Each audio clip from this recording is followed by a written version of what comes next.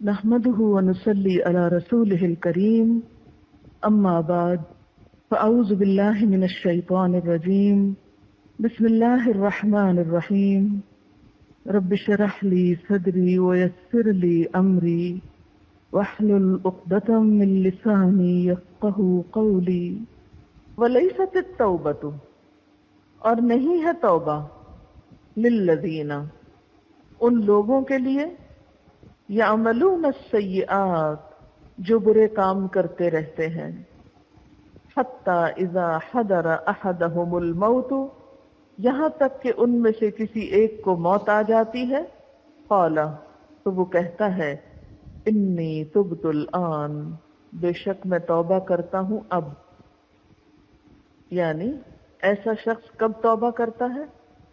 جب وہ مرنے لگتا ہے، تو مرتے وقت توبہ قبول نہیں ہوتی۔ نبی صلی اللہ علیہ وسلم نے فرمایا اللہ تعالیٰ اپنے بندوں کی توبہ قبول فرماتا ہے بشرطے کہ موت سے پہلے ہو۔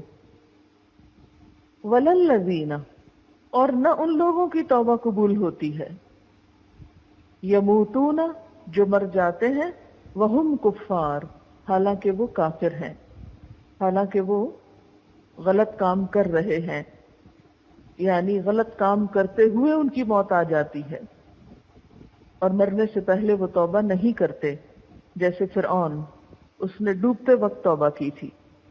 اولئک اعتدنا لہم عذابا علیما ایسے لوگ، ان کے لیے ہم نے دردناک عذاب تیار کر رکھا ہے، ایسے لوگوں کے لیے بہت سخت سزا ہے۔ تو ان آیات سے ہمیں پتہ چلتا ہے کہ گناہ کرنے والوں اور گناہ کر کے توبہ کرنے والوں کی کئی ایک قسمیں ہیں۔ ہر گناہ گار کا معاملہ الگ الگ ہے۔ کیسے؟ نمبر 1، جس نے نادانستہ گناہ کیا، لا علمی میں غلطی کی، مگر جب اسے معلوم ہو گیا تو فوراً توبہ کر لی۔ ایسے لوگوں کی توبہ قبول کرنا اللہ کے ذمہ ہے، یعنی وہ ضرور توبہ قبول کرے گا۔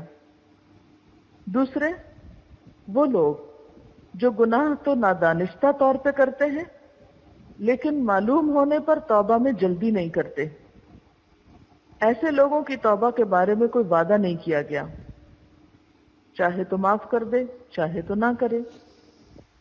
تیسرے، وہ لوگ ہیں کہ ہیں تو وہ مسلمان لیکن عمر بھر توبہ کا خیال نہیں آیا، غلطیوں پہ غلطیاں کرتے رہے، اور اگر خیال آیا بھی تو موت کے وقت، چونکہ انسان کے پاس موت کے فرشتے اس کے اعمال کے مطابق ہی آتے ہیں۔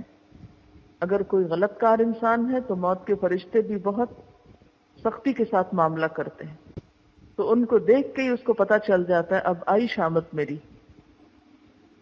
اس وقت جب وہ توبہ کرتے ہیں تو توبہ قبول نہیں ہوتی۔ چوتھی قسم کے لوگ وہ ہیں جو توبہ کیے بغیر کفر ہی کی حالت میں، گناہ ہی کی حالت میں فوت ہو جاتے ہیں، موت کے وقت بھی توبہ نہیں کرتے بلکہ مہلت ہی نہیں ملتی، ایسے لوگوں کی توبہ بھی قبول نہیں ہوتی۔ تو نتیجہ کیا نکلا؟ خلاصہ کیا نکلا؟ کام کی بات کیا پتہ چلی؟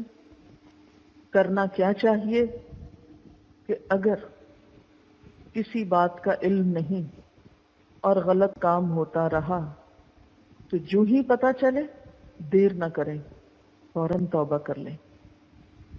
دوسری بات یہ کہ پتہ تو تھا لیکن پھر پھسل گئے۔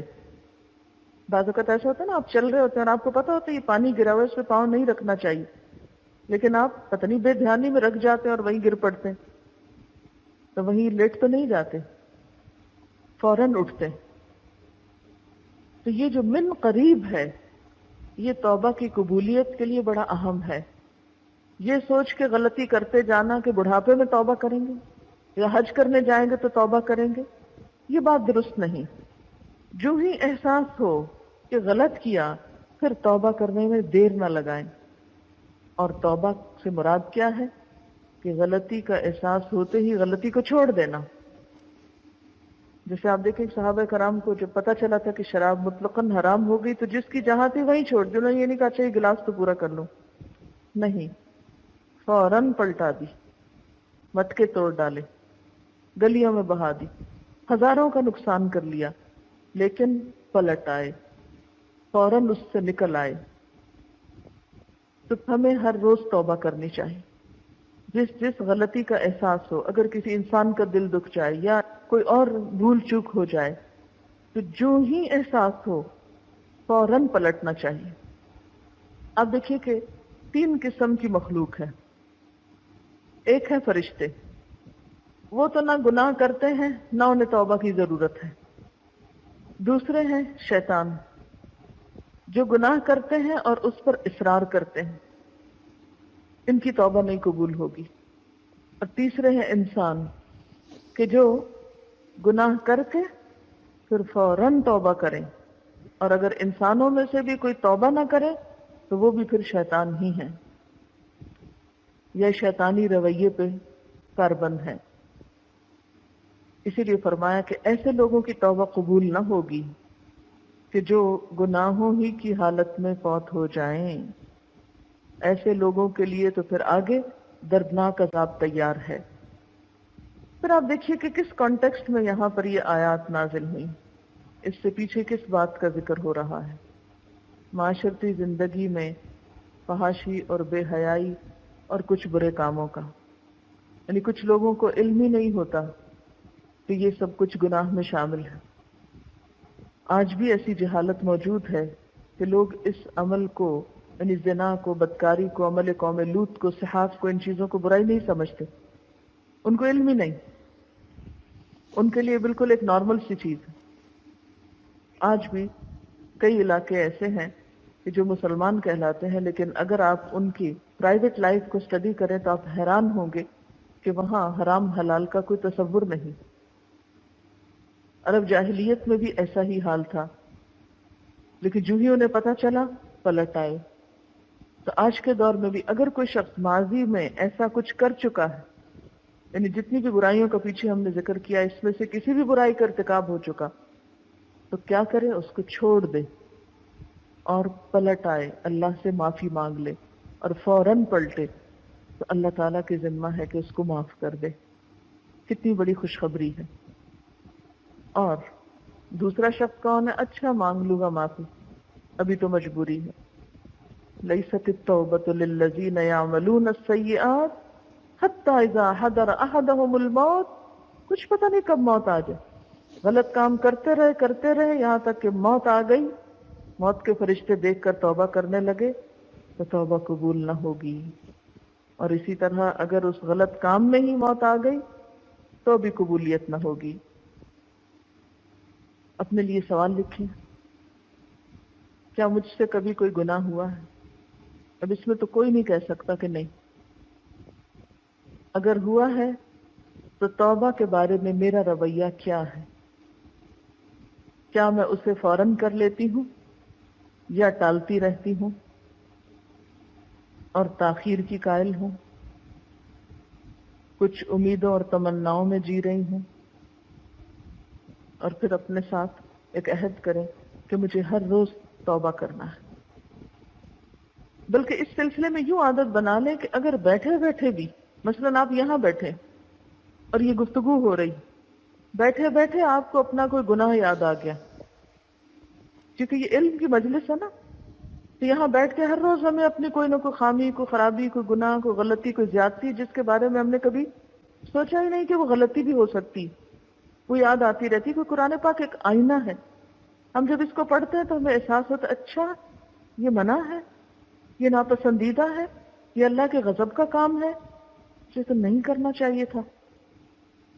اس پر بھی دیر نہ لگا، اچھا گھر جائیں گے پھر نماز پڑھیں گے تو توبہ کر لیں گے، نہیں، فوراً ہی دل میں اللہ کو پکار لیا کیجئے، دیر نہ لگایا کیجئے۔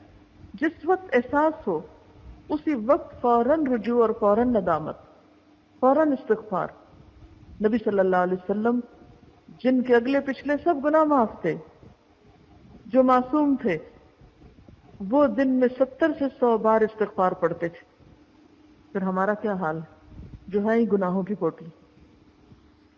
اس سلسلے میں ایک حدیث ہے، نبی صلی اللہ علیہ وسلم نے فرمایا، جب تجھ سے گناہ ہو جائے اس کے بعد ہی توبہ کر لے، اور ایک روایت میں یہ لفظ ہے کہ گناہ کے پیچھے توبہ کو لگا دے تاکہ وہ گناہ مٹ جائے، یعنی فوراً توبہ کر لے تاکہ گناہ لکھے جانے سے پہلے ہی معاف ہو جائے، یعنی اتنی جلدی کرے کہ فرشتے کو لکھنے کا موقع نہ ملے، اس سے پہلے ہی توبہ شروع کر دے۔ کیونکہ ایک روایت میں آتا ہے کہ مسلمان سے جب گناہ ہوتا ہے تو بدی لکھنے والا فرشتہ 3 ساعت تک انتظار کرتا ہے، یعنی 3 منٹ کہہ لیں۔ اگر اس عرصے میں اس نے توبہ کر لی تو گناہ لکھا نہیں جاتا، اور اگر نہ کی تو لکھ لیا جاتا ہے، جس کو قیامت کے دن وہ اپنے اعمال نامے میں پڑھے گا۔ اسی طرح آپ صلی اللہ علیہ وسلم نے فرمایا، جو شخص گناہ کو نہ چھوڑے اور زبان سے توبہ کرتا رہے، وہ شخص معاذ اللہ خدا کے ساتھ ہنسی کرتا ہے، یعنی وہ اللہ تعالیٰ کے ساتھ مذاق کر رہا ہے کہ جو عملاً گناہ کو نہ چھوڑے، صرف زبان سے کہتا رہے میری توبہ۔ اور اگر ایسا شخص توبہ کیے بغیر مر گیا تو وہ خدا کے دردناک عذاب میں گرفتار ہوگا۔ اس کے بعد مزید کچھ معاشرتی خرابیوں کا ذکر ہے۔ اب قرآن پاک کا انداز دیکھیے، کچھ معاشرتی خرابیوں کا ذکر، پھر توبہ کا ذکر تاکہ انسان ان سے باز آئے۔ یعنی قرآن پاک صرف اطلاع کی کتاب نہیں ہے، ڈوز اینڈ ڈونٹس کی کتاب نہیں ہے کہ یہ غلط ہے، یہ کر لو، یہ نہ کرو، بلکہ اس کے ساتھ ساتھ انسان کا تزکیہ بھی کرتی، کہ انسان کو گناہوں کے بوجھ سے نجات بھی دیتی، اس کے لیے خیر اور بھلائی کے دروازے کھولتی۔ اور پھر اس کے بعد اب مزید کچھ اور خرابیوں کا ذکر۔ یا ایھا الذین آمنوا، اے لوگو جو ایمان لائے ہو، لا یحل لکم، تمہارے لیے حلال نہیں، کیا حلال نہیں؟ ان ترثوا النساء کرہا، کہ تم وارث بن بیٹھو عورتوں کے زبردستی، کرہا زبردستی، جبرن۔ پیچھے آپ نے وراثت کے احکامات پڑھے جو دراصل مال میں ہوتی ہے، موویبل پراپرٹی یا اموویبل میں، لیکن عرب جاہلیت میں عورت بھی متروکہ مال تصور ہوتی تھی۔ عرب جاہلیت میں وراثت صرف مال میں نہیں سمجھی جاتی تھی، بلکہ عورت کو بھی وہ وراثت کا حصہ سمجھتے تھے۔ اس کا وارث ستیلا بیٹا یا میت کا بھائی ہوتا تھا، یعنی دیور یا ستیلا بیٹا۔ حضرت ابن عباس رضی اللہ تعالیٰ عنہ فرماتے ہیں کہ عربوں میں یہ دستور تھا کہ جب کوئی شخص مرتا تو اس کی بیوی پر میت کے وارثوں کا زور چلتا تھا، اور وہ بھی ترکہ تصور ہوتی، چاہتے تو خود اس سے نکاح پڑھا لیتے، چاہتے تو کسی اور سے نکاح کر لیتے، چاہتے تو اسے بلا نکاح ہی اپنے پاس رکھتے، غرض اس پر خاوند کے وارثوں کا اختیار ہوتا، عورت کے وارثوں کا یعنی اس کے میکے کا کچھ بھی اختیار نہیں ہوتا تھا۔ اس پر یہ آیت اتری اور عورتوں کو پوری آزادی مل گئی۔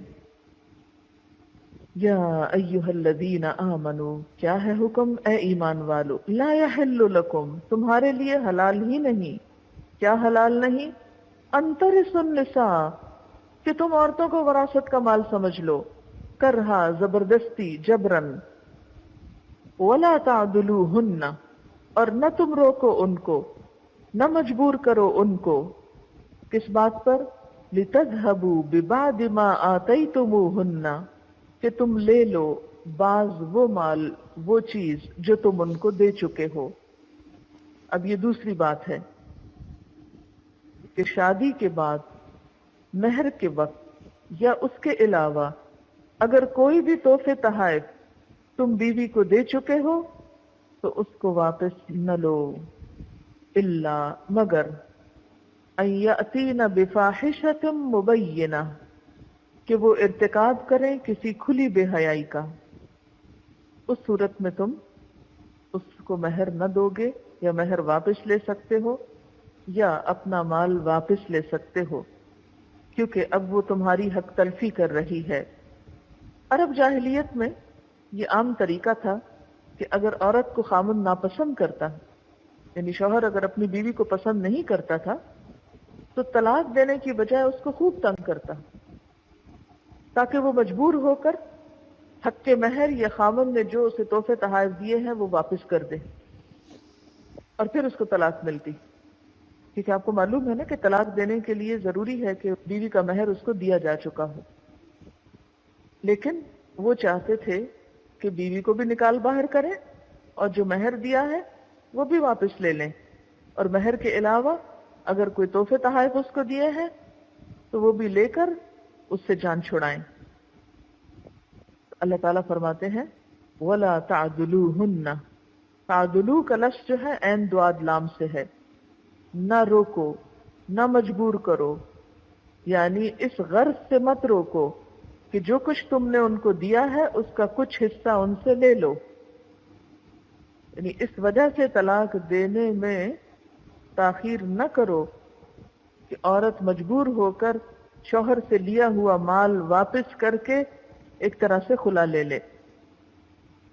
الا ان یاتین بفاحشۃ مبینہ، مگر یہ کہ وہ کھلی بے حیائی کا ارتکاب کریں۔ فاحشہ کا لفظ تو آپ پیچھے پڑھ ہی چکے ہیں، بدکاری کے لیے، بد زبانی، بد کلامی، نافرمانی، بے حیائی کے لیے استعمال ہوتا ہے، لیکن یہاں بفاحشۃ مبینہ سے مراد زنا ہے، یعنی اگر کسی شوہر کی بیوی زنا کی مرتکب ہو یا کھلی فحاشی کی مرتکب ہو تو ایسی صورت میں پھر شوہر طلاق نہیں دے گا، بلکہ عورت کو خلا لینی ہوگی، اپنا مہر واپس کرنا ہوگا۔ وَعَاشِرُوهُنَّ بِالْمَعْرُوفِ، اور ان عورتوں کے ساتھ بھلے طریقے سے زندگی بسر کرو، معروف طریقے پر گزر بسر کرو، یعنی ان کے ساتھ ایسا برتاؤ کرو جو شریفوں کے شایان شان ہوتا ہے، عقل اور فطرت کے مطابق، یعنی رحم، مروت، عدل و انصاف پر مبنی، معقول برتاؤ، شرافت کے ساتھ زندگی بسر کرو۔ عاشروہن کا لفظ عین شین رے سے ہے، ایک دوسرے کے ساتھ زندگی بسر کرنا، اسی سے لفظ معاشرہ ہے۔ جیسا کہ آپ جانتے ہیں کہ دنیا میں مل جل کر رہنا ناگزیر ہے، انسان کی بنیادی ضروریات میں سے ہے، کوئی شخص الگ تھلگ زندگی نہیں گزار سکتا، اور شادی ایک خاندان کو وجود میں لانے والی چیز ہے، اس میں مرد اور عورت ساتھ رہنے کا معاہدہ کرتے ہیں نکاح کے ذریعے۔ ایسی صورت میں جب دو انسان اکٹھے رہتے ہیں، دو مختلف بیک گراؤنڈ سے تعلق رکھتے ہیں، تو بسا اوقات ان کے درمیان کچھ مس انڈرسٹینڈنگز ہو جاتی ہیں، کچھ ایسی شکایات پیدا ہو جاتی ہیں کہ جس سے ایک شخص دوسرے سے برہم ہو سکتا ہے۔ ایسے میں چونکہ خاندانی زندگی میں مرد کو ایک درجہ فوقیت حاصل ہے، تو اس سے اس بات کا اندیشہ تھا کہ کہیں وہ اپنی پوزیشن سے فائدہ اٹھاتے ہوئے بیوی پر ظلم اور زیادتی نہ کرے، اس لیے ساتھ ہی اس کو کیا حکم دیا گیا کہ وَعَاشِرُوهُنَّ بِالْمَعْرُوفِ، اپنی اس پوزیشن کی وجہ سے تم عورتوں پہ ظلم نہ کرنا بلکہ بھلے طریقے سے زندگی بسر کرنا۔ نبی صلی اللہ علیہ وسلم نے فرمایا مومنوں میں سب سے کامل وہ شخص ہے جس کے اخلاق اچھے ہوں، اور تم میں سے بہتر لوگ وہ ہیں جو اپنی بیویوں کے حق میں بہتر ہیں۔ اس سے آپ اندازہ لگائیں کہ ایک اچھا مومن کون ہے، جو اپنی بیوی کے لیے اچھا ہے۔ ہمارے ہاں اس کو کیا کہتے ہیں؟ زن مرید۔ نبی صلی اللہ علیہ وسلم نے فرمایا عورتوں کے معاملے میں اللہ سے ڈرتے رہنا، کیونکہ تم نے انہیں اللہ کی ذمہ داری پہ حاصل کیا ہے، یعنی اللہ کا نام لے کے حاصل کیا، اور ان کی شرمگاہوں کو اللہ کے کلمے کے ساتھ حلال کیا ہے۔ تمہارا ان پر یہ حق ہے کہ وہ تمہارے بستر پر کسی ایسے شخص کو نہ آنے دیں جسے تم ناپسند کرتے ہو، پھر اگر وہ ایسا کریں تو تم انہیں مار سکتے ہو، لیکن اس طرح کہ انہیں چوٹ نہ آئے، اور ان کا تم پر یہ حق ہے کہ تم انہیں دستور کے مطابق خوراک اور پوشاک مہیا کرو، یعنی اچھا کھانا اور کپڑا دو جو اس کے لائق ہو یا جو تمہاری حیثیت ہو۔ نبی صلی اللہ علیہ وسلم نے یہ بھی فرمایا کہ کوئی مومن اپنی مومنہ بیوی سے نفرت نہ کرے، اس سے بغض نہ رکھے، اگر اس کی کوئی ایک عادت اس کو پسند نہیں تو ہو سکتا ہے کہ دوسری عادت پسند آ جائے، اسی لیے آگے فرمایا فَإِن كَرِهْتُمُوهُنَّ، پھر اگر تم ان کو ناپسند کرتے ہو فَأَسَىٰ أَن تَكْرَهُوا شَيْئًا، تو ہو سکتا ہے کہ ایک چیز کو تم ناپسند کرو، وَيَجْعَلَ اللَّهُ فِيهِ خَيْرًا كَثِيرًا، اور اللہ اسی میں بہت بڑا خیر رکھ دے، تمہیں اسی سے بہت بھلائی اور بہت فائدہ حاصل ہو جائے۔ اس لیے بیوی کی چھوٹی موٹی بات پر دل تنگ ہو کر اس سے بدسلوکی نہ کرو۔ حجۃ الوداع کے موقع پر بھی نبی صلی اللہ علیہ وسلم نے فرمایا، لوگوں سنو، عورتوں کے ساتھ اچھے سلوک سے پیش آؤ، کیونکہ وہ تمہارے پاس قیدیوں کی طرح ہیں، تمہیں ان کے ساتھ سختی کا برتاؤ کرنے کا کوئی حق نہیں، سوائے اس صورت کے جب ان کی طرف سے کھلی ہوئی نافرمانی سامنے آئے۔ فاحشۃ مبینہ کی طرف اشارہ ہے۔ اگر وہ ایسا کر بیٹھیں تو پھر خوابگاہوں میں ان سے علیحدہ رہو اور انہیں مارو، اور ایسا نہ مارنا کہ شدید چوٹ آئے۔ پھر جب وہ تمہارے کہنے پہ چلنے لگے تو ان کو خواہ ستانے کے بہانے نہ ڈھونڈو، یعنی بہانے سے انہیں اذیت مت دو۔ دیکھو سنو، تمہارے کچھ حقوق تمہاری بیویوں پر ہیں اور تمہاری بیویوں کے کچھ حقوق تم پر ہیں، ان پر تمہارا یہ حق ہے کہ وہ تمہارے بستروں کو ان لوگوں سے نہ رندوائیں جن کو تم ناپسند کرتے ہو، اور تمہارے گھروں میں ایسے لوگوں کو ہرگز نہ آنے دیں جن کا آنا تمہیں ناگوار ہو۔ سنو، ان کا تم پر یہ حق ہے کہ تم انہیں اچھا کھلاؤ اور اچھا پہناؤ۔ اور یہ آپ کی تاکید کب کی ہے؟ حجۃ الوداع کے موقع پر۔ اس سے پتہ چلتا ہے کہ ایک بڑے مجمع میں آپ صلی اللہ علیہ وسلم نے عورتوں کے حقوق کا اعلان فرمایا، تو وَعَاشِرُوهُنَّ بِالْمَعْرُوفِ، ان کے ساتھ بھلے طریقے سے گزر بسر کرو۔ تو اس میں کون سی چیزیں آتی ہیں؟ اچھے سلوک میں کیا کیا چیزیں آتی ہیں؟ پہلی بات تو یہ ہے کہ گمان اچھا رکھنا، کیونکہ جب گمان اچھا ہوگا تو معاملہ خود بخود اچھا ہو جائے گا۔ بہت سے مرد بیویوں پہ شک کرتے ہیں اور بلا وجہ ان کے ماضی کو کریدتے ہیں، کبھی قسمیں دلواتے ہیں، کبھی کچھ کرتے ہیں۔ شک کی مزاج ہونے کی وجہ سے وہ اپنا گھر برباد کر لیتے ہیں۔ جب اللہ تعالیٰ انسانوں کے سب قصور معاف کر دیتا ہے تو انسانوں کو بھی انسانوں کی گزشتہ غلطیوں کو معاف کر دینا چاہیے۔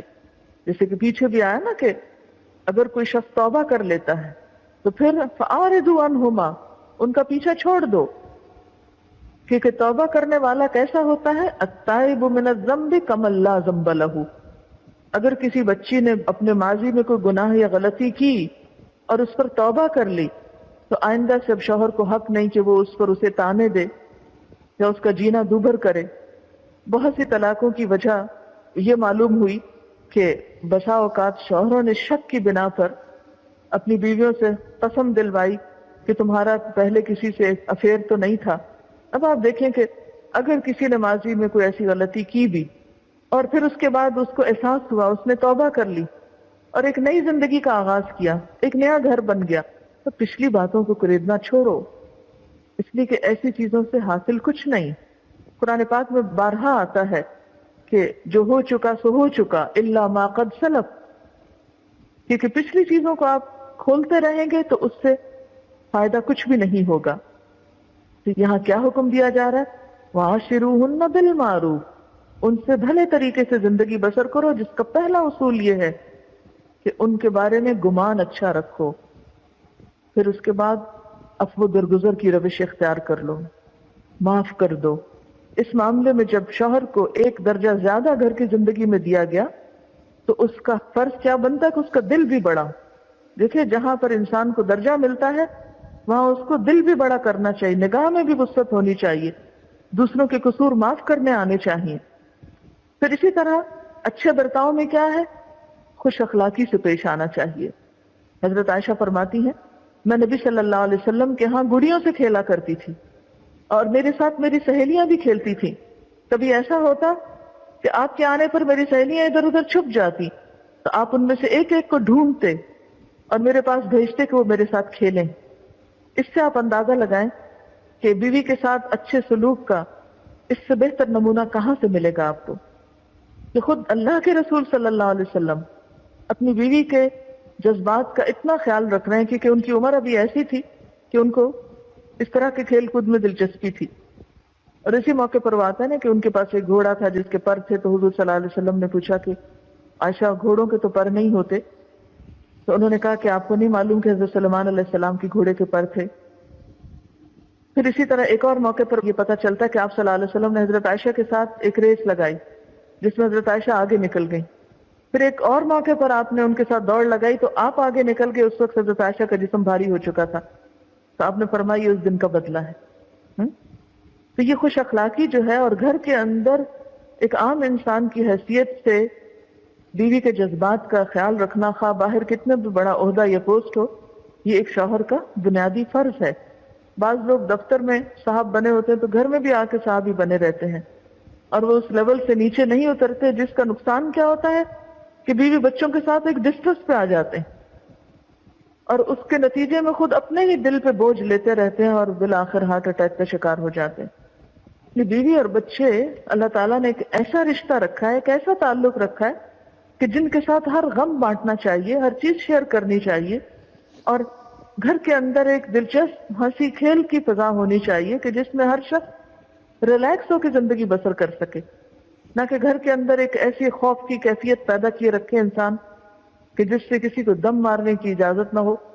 عام طور پر مرد کی خوبی کیا بتائی جاتی ہے کہ بس گھر آ جائے تو اس کے بعد تو کسی کو چوں کرنے کی بھی ہمت نہیں ہوتی. یہ اللہ کے رسول صلی اللہ علیہ وسلم کا طریقہ نہیں ہے، اور نہ ہی اس میں کوئی خیر اور بھلائی ہے. تو عاشروہن بالمعروف میں خوش اخلاقی کا برتاؤ. پھر اسی طرح بیوی کی ضروریات کا خیال رکھنا، اس کے نان و نفقہ کا خیال رکھنا. نبی صلی اللہ علیہ وسلم نے افضل دینار اس کو بتایا جو گھر والوں کی ضروریات پر خرچ کیا جائے، یعنی اجر و ثواب میں وہ دینار سب سے بڑا ہوا ہے. پھر اسی طرح عاشروہن بالمعروف میں بیوی بچوں کی تربیت اور تعلیم اور ان کے اخلاق سنوارنے کی فکر مندی، ان کے ساتھ خیر خواہی، ان کی ضروریات کا خیال رکھنا. کیونکہ بہت سے لوگ دن بھر کام کرتے ہیں، شام کو کلبوں میں جا کے بیٹھ جاتے ہیں، بیوی بچے اپنے کہیں نکل جاتے ہیں، وہ اپنے آپ کو ریلیکس کرتے رہتے ہیں. لیکن ایک اچھا گھرانہ کیا ہے کہ جس میں شوہر گھر لوٹے تو بیوی بچے اس کے لیے خوشی کا سامان پیدا کریں، اور وہ بیوی بچوں کو دیکھ کر خوش ہو جائے. کیونکہ ایک اچھی عورت کی خوبی بھی یہی بتائی گئی کہ شوہر اس کو دیکھے تو خوش ہو جائے. ایسی عورت کے لیے جنت کی بشارت ہے. یعنی اس میں بیوی کا بھی فرض بنتا ہے، کیونکہ ون سائیڈڈ تو کوئی اچھا گھرانہ نہیں بنا سکتا کہ شوہر کتنا بھی اچھا ہو، اگر بیوی کا موڈ نہیں درست ہوتا تو شوہر بھی زیادہ دیر خوشی کا اظہار نہیں کر سکتا اور بالمعروف پہ نہیں رہ سکتا. پھر اسی طرح یہ کہ اگر کسی شوہر کی ایک سے زیادہ بیویاں ہوں تو ان کے درمیان عدل و انصاف سے کام لے اور ان کے ساتھ اچھا سلوک کرے، ایک کی وجہ سے دوسرے کو خیر سے محروم نہ رکھے. پھر فرمایا کہ فَإِن كَرِهْتُمُوهُنَّ، پھر اگر تم کو وہ ناپسند ہو، اگر کسی وجہ سے اچھی نہیں لگتی بیوی، کوئی عادت تمہیں بہت اریٹیٹ کرتی، کوئی اخلاقی کمزوری ہے، مثلا بولنے کا انداز اچھا نہیں، شکل و صورت اچھی نہیں، تو ایسی صورت میں فوراً ہی طلاق دینے کی مت سوچو، بلکہ ان کے ساتھ گزارا کرتے رہو. ہو سکتا ہے کہ تم ایک چیز کو ناپسند کرو، فَأَسَىٰ أَن تَكْرَهُ شَيْئًا وَيَجْعَلَ اللَّهُ فِيهِ خَيْرًا كَثِيرًا، اور اللہ اسی میں خیر کثیر رکھ دے. یعنی ایک بیوی کی بظاہر کوئی عادت اچھی نہیں لگتی، تم چاہتے ہو کہ بس نکال پھینکو اس کو، نہیں، صبر سے کام لو، روکے رکھو. ہو سکتا ہے اسی سے اللہ تعالیٰ تمہیں ایسی اولاد دے جو تمہارے لیے بہت خدمتگار ہو، تمہارے لیے صدقہ جاریہ بنے. نبی صلی اللہ علیہ وسلم نے فرمایا کوئی مومن کسی مومن عورت کو بنظر کراہت نہ دیکھے، اگر اس کی ایک عادت ناپسند ہے تو دوسری اچھی بھی ہوگی. وآخر دعوانا ان الحمد للہ رب العالمین. سبحانک اللہم وبحمدک، اشہد ان لا الہ الا انت، استغفرک واتوب الیک.